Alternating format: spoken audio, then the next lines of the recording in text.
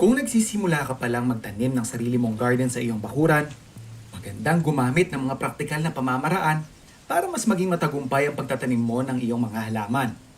Kasama riyan itong teknik na nakita natin sa Tintano Farms Tarlac na personal ko rin ginagawa sa sarili kong bakuran. If you would see, mga food explorers, ito yung tinatawag nating raised bed gardens or also known as no-dig gardens. Ibig sabihin, mas mataas siya doon sa level ng lupa.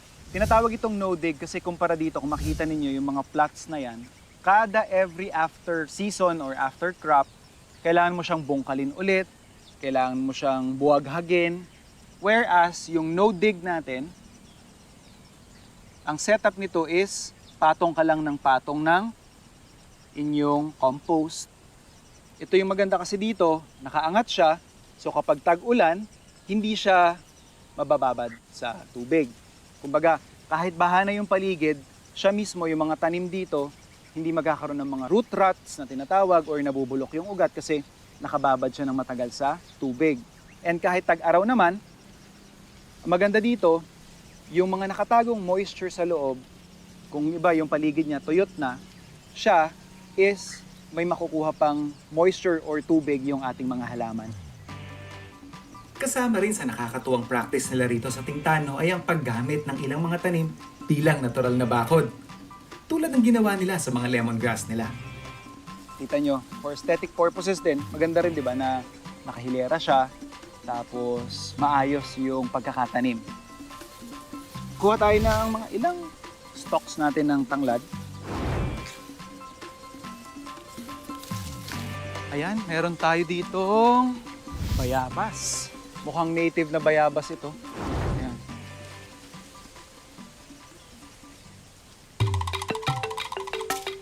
We'll be doing yung bulanglang na version dito sa Tarlac, which is known na sinigang sa bayabas. Ang gagamitin natin dito is yung rib part.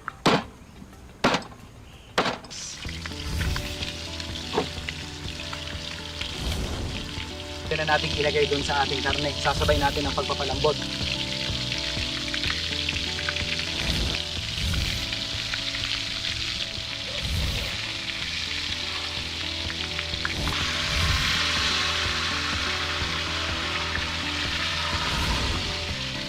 Okay, balikan natin siya pag malambot na.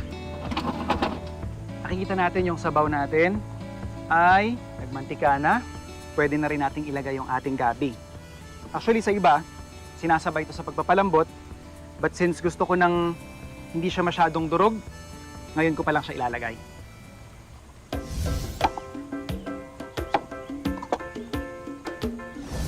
Optional, lalagyan ko lang siya ng isang stalk ng lemongrass. We'll just bring this rolling boil and then pag malambot na yung ating gabi, susunod na natin yung mga gulay.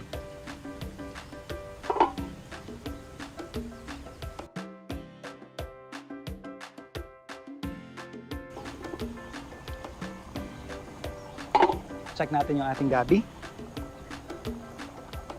Ayan.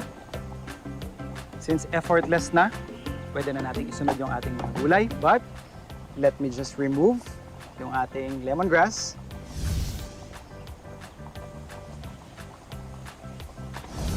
Freshly harvested na okra.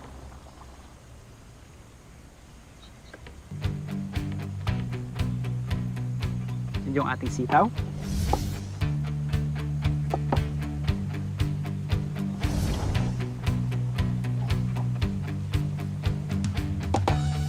Let's give it a quick taste.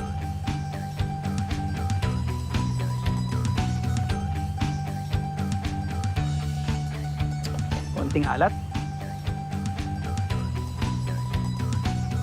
So bago natin patayin yung apoy, ilalagay lang natin yung huli nating pampalasa, which is yung katas or yung guava juice. So mapapansin ninyo, ayan, maraming buto-buto. What we can do is, kuha lang tayo ng konting sabaw.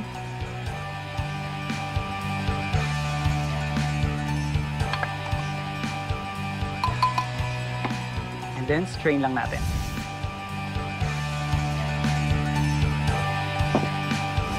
Pwede rin natin buhusan pa ng sabaw para totally na-extract yung lasa.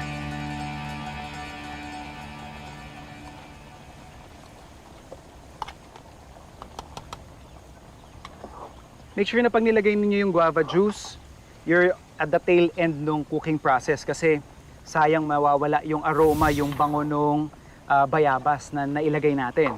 So, that being said, let's turn off the heat. Let's go and plate.